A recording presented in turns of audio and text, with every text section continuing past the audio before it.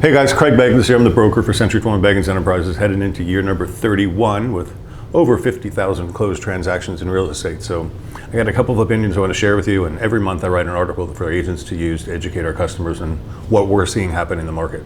So I'm going to kind of scan my article here, just read it. It's not very long. Topic, what now? The New Year's celebration is behind us. February has begun, and we're about to enter the spring selling season, and that is an exciting time for real estate people in Florida. January ended up being a strong month compared to pre-pandemic Januaries, but not as robust as 2022, but still good none the rest.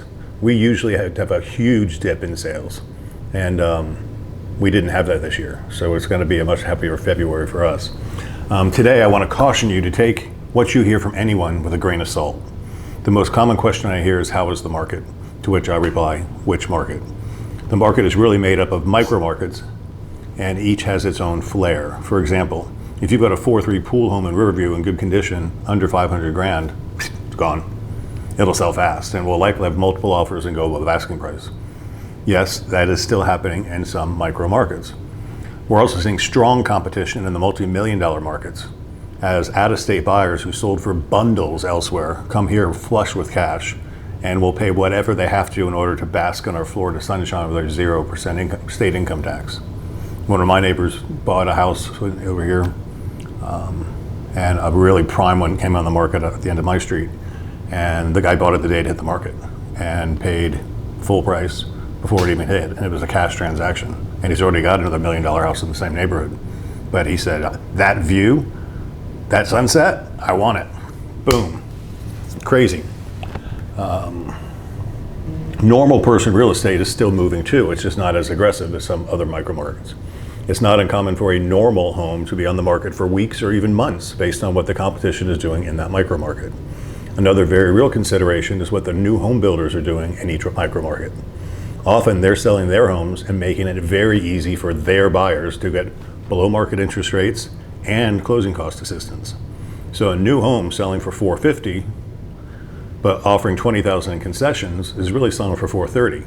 And a lot of our resale sellers are saying, well, the builder's selling for $450, I want $450 too. But they're really selling for $430, and you're getting a brand new home and nobody's burnt the apple pie in the oven yet. So it's very tough competition if you've got new home builders in your marketplace. Overall, waterfront homes are still going for a premium, but these sales are a lot more complex due to all the insurance complexities. Roofs, water heaters, and flood insurance are big deals in these markets. In fact, in the waterfront micro markets, we're approaching teardown values. Once that becomes mainstream, you're going to see waterfront prices go even higher, as the cost to build new is substantially more than resale pricing.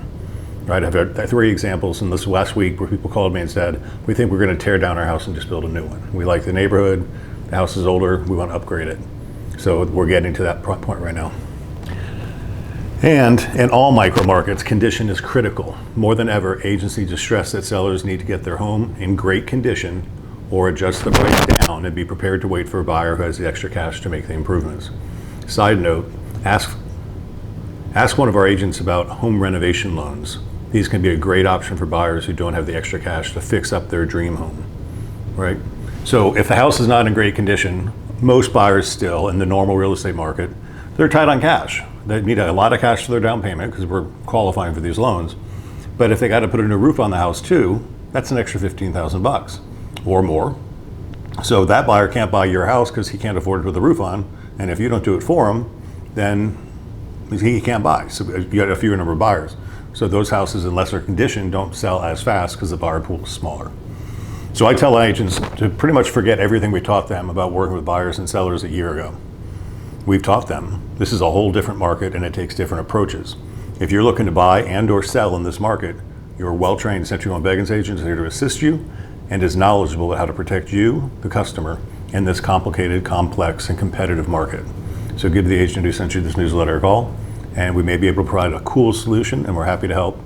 We're here for you, and we got your back. Happy February.